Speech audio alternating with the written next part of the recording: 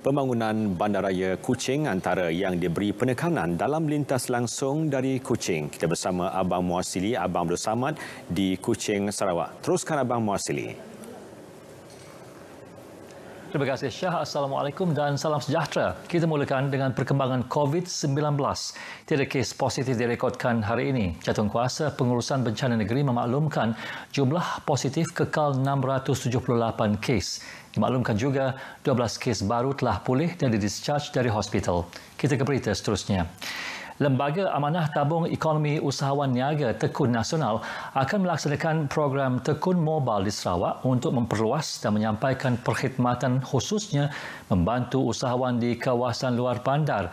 Menteri Pembangunan Usahawan dan Koperasi Datuk Seri Dr. Wan Junaidi Tuanku Jaafar berkata, Tekun Mobile akan bergerak ke setiap bahagian di negeri ini. Saya telah berbincang dengan pihak kerajaan negeri untuk melaksanakan apa dipanggil tekun mobile tekun.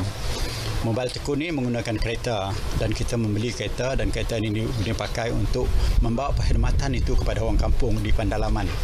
Jelas Datuk Seri Dr. Wan Junaidi, ini sejajar dengan penubuhan 7 cawangan pejabat tekun di kawasan terpilih antaranya Ludu, Matu dan Oya bagi memastikan lebih ramai penglibatan masyarakat Bumiputera luar bandar dalam perniagaan selain memudahkan mereka mendapat pinjaman keuangan atau bantuan lain daripada tekun. 7 cawangan pejabat tekun ini akan ditubuhkan secara berperingkat bermula tahun ini. Beliau ditemui pemberita selepas menghadiri Majlis Ibadah Korban Kampung Haji Mahdi Jalan Pasir Pandak Kuching. Sebahagian kawasan di Bandaraya Kuching akan dibangunkan semula dalam usaha mentransformasikan bandaraya ini ke arah lebih menarik dan moden pada masa akan datang. Ketua Menteri Datuk Petinggi Abang Johari Tun Oping berkata, plan pembangunan semula selama 5 tahun tersebut akan dilaksanakan oleh Dewan Bandaraya Kuching Utara DBKU dan Majlis Bandaraya Kuching Selatan MBKS dengan kerjasama pihak swasta. Kita akan transform kawasan sebahagian kawasan di MBKS dan MBKU yang sudah rundown. Dan kita akan rejuvenate dengan satu master plan untuk kita membangunkan semula kawasan-kawasan tersebut, termasuklah sebahagian daripada padungan, tetapi bukan membabitkan bangunan lama. Jelas Ketua Menteri, ini kerana bangunan lama dan bersejarah merupakan aset penting yang akan terus dipelihara dan dikekalkan. Antara kawasan yang akan terlibat ialah sebahagian kawasan Padungan dan kawasan di Jalan Haji Taha dan Jalan Piramli. Beliau turut menjelaskan antara bentuk pembangunan semula itu akan membabitkan pembinaan bangunan komersial dan pembangunan melibatkan sektor pengangkutan awam yang moden.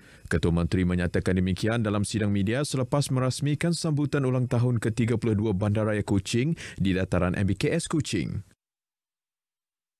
Majlis Bandaraya Kuching Selatan MBKS dan Dewan Bandaraya Kuching Utara DBKU terus memberi fokus ke arah menjadikan Bandaraya Kuching berstatus bandaraya hijau dan bandar pintar di negeri ini. Menurut Datuk Bandar MBKS, Datuk Wee Hong Seng, pelbagai idea dan perancangan sedang disusun rapi dalam usaha mewujudkan Kuching sebagai bandaraya yang termaju pada masa akan datang. Jelas Datuk Wee, pelbagai projek pemangkin kini dirangka untuk menghubungkan Kuching lama dan baharu di bawah pentadbiran MBKS dan DBKU. Ia termasuk pembinaan laluan pejalan kaki dan berbasikal bagi menghubungkan lokasi ikonik yang terdapat di Bandaraya Kuching. Selari dengan idea digital ekonomi Sarawak juga, pihaknya turut melaksanakan sistem trafik pintar digital bagi melancarkan lagi aliran trafik di bandar ini. Beliau berkata demikian pada majlis sambutan ulang tahun ke-32 Bandaraya Kuching di dataran MBKS. Berhubung arahan pemakaian pelitup separuh muka yang diwajibkan bermula hari ini semasa menggunakan pengangkutan awam dan berada di kawasan tumpuan umum, pihak polis di Sibu telah melakukan pemantauan.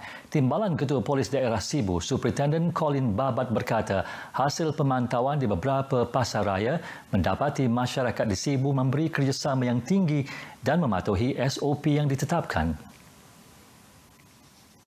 PDRM mendapati masyarakat sibuk mematuhi penjarakan fizikal.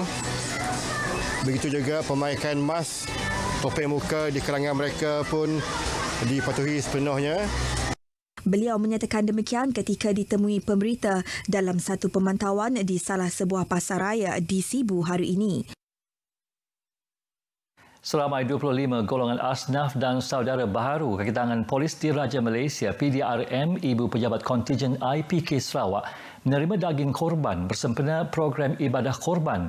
Ketua Jabatan Integriti dan Pematuhan Standard IPK Sarawak ACP Roslan Tahir memberitahu tahun ini penyembelihan dilakukan dengan kebiasaan baharu bagi memenuhi garis panduan pencegahan COVID-19 yang ditetapkan Sekretariat Majlis Islam Sarawak.